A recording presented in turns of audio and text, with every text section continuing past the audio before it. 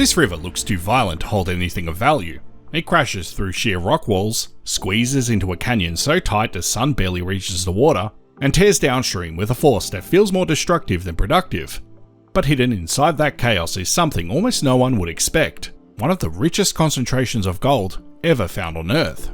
In the 1860s, this stretch of water, the Shotover River, carved through Skipper's Canyon, earned a name that sounds almost exaggerated, the richest gold river in the world. And yet, for the miners who risked everything to work it, that name wasn't an exaggeration, it was a daily reality.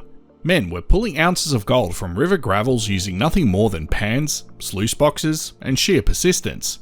Gold wasn't just present, it was everywhere, locked into cracks in the bedrock, wedged behind boulders, packed into layers of gravel that had been reworked over and over again by the river itself. In some places, the concentration was so high that even by modern standards, it would be considered exceptional. But the real story isn't just that the river was rich, it's why it was rich. Because this wasn't luck. It was the result of a geological system that had been building, concentrating, and refining gold for tens of millions of years. And almost no one who stood in that river truly understood what they were standing on. To understand how a river becomes the richest in the world, you have to go far upstream, not just geographically, but geologically. The gold in the Shotover didn't form in the river. It couldn't have. Rivers don't create gold. They destroy and redistribute it. Every flake, every nugget, every grain had to come from somewhere else, and that somewhere lies in the mountains surrounding the river, part of the vast Otago region of New Zealand. These mountains are built from metamorphic rocks known as schist. At first glance, they don't look particularly special. Layered, foliated, often dull and grey-green. They don't scream gold deposit the way a quartz reef might, but hidden within them are networks of quartz veins, microscopic fractures, and zones where fluids once moved through the rock under pressure. These fluids carried gold. Deep underground, long before the river ever existed, hot mineral-rich fluids were forced through these rocks along fault zones and fractures. As conditions changed, pressure dropped, temperatures shifted, the gold came out of solution and was deposited into the rock. Not always in thick veins, not always visible, sometimes just as fine particles scattered through the schist itself. It was never meant to be easy gold, but then the landscape changed. New Zealand sits on the boundary between two massive tectonic plates, the Pacific Plate and the Indo-Australian Plate, and along that boundary the crust is constantly being deformed, uplifted and fractured. Over millions of years, this process built the Southern Alps and the rugged terrain of Otago. As the land rose, it began to erode, and erosion is relentless. Rain, frost, rivers, they attack rock from every angle. Over time they break it down, grain by grain, fragment by fragment, and when they do, anything locked inside that rock gets released, including gold. Unlike most minerals, gold doesn't dissolve easily. It doesn't break down chemically under normal conditions. It just sits there, dense, heavy, and incredibly resistant to change. So when the schist broke apart, the gold didn't disappear, it accumulated. Then gravity took over. The gold moved downhill, carried by streams and rivers, bouncing, rolling, and sliding along the bottom as lighter material was swept away.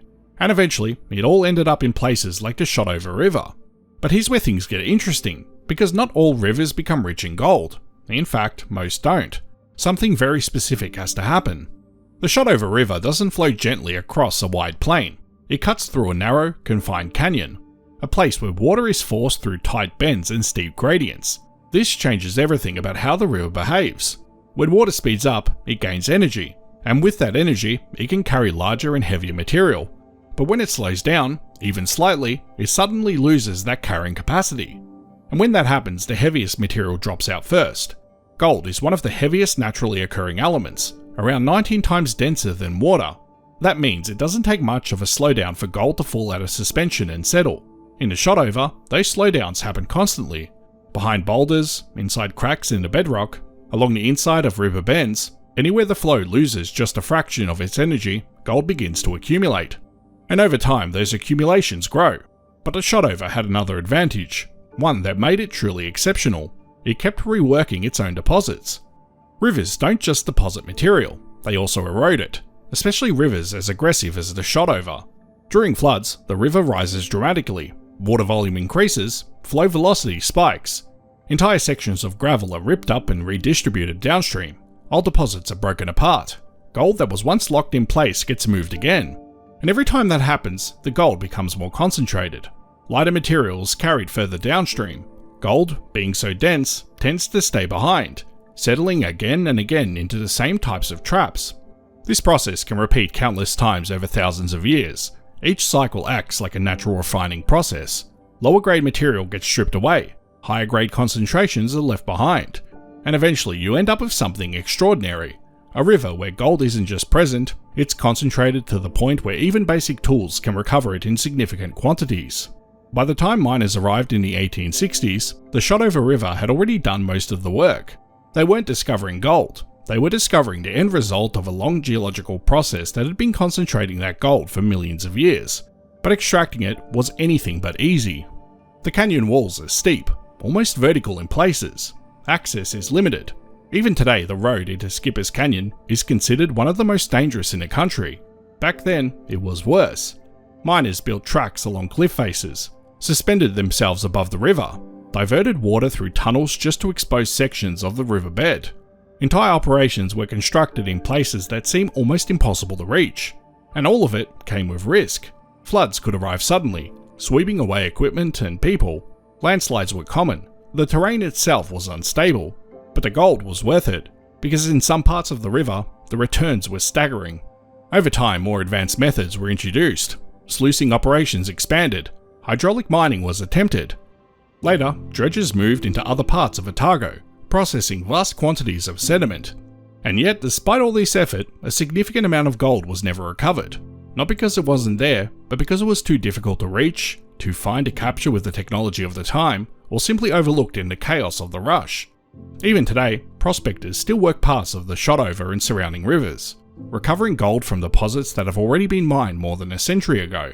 Which raises an interesting question. If the river was so rich, where did all that gold come from? The answer brings the story full circle, because as mentioned before, the Shotover River is not the source of the gold, it's the collector. Upstream, throughout the Otago region, the same schist-hosted systems that originally formed the gold still exist. Quartz veins still cut through the rock. Fault zones still mark the pathways where fluids once moved. In some places, those primary sources are still being explored and mined today. Because if you can find a source, you don't need a river. The Shotover earned its title not just because it was rich, but because it represented the perfect intersection of geological processes. A gold-bearing source, a rapidly uplifting landscape, an aggressive river system, and a natural mechanism for repeated concentration. Each of those elements on their own isn't enough, but together they create something rare. A system capable of turning dispersed microscopic gold into concentrated, recoverable wealth. A system that transforms an ordinary river into something truly extraordinary. And that's the part most people miss. They see the river, they see the history, they see the gold that was recovered, but they don't see the millions of years of geological refinement that made it possible. They don't see the source. Because the real story of the richest gold river in the world isn't about the river at all. It's about the hidden system feeding it, slowly, relentlessly, and almost invisibly, until one day the concentration becomes impossible to ignore. And when that happens, all it takes is one person to notice. I hope you found this as interesting as I did, and as always, thanks for watching.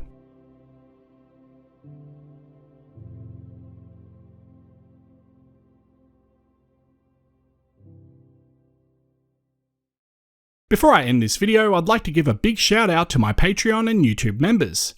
Thank you so much to everyone that helps to support this channel.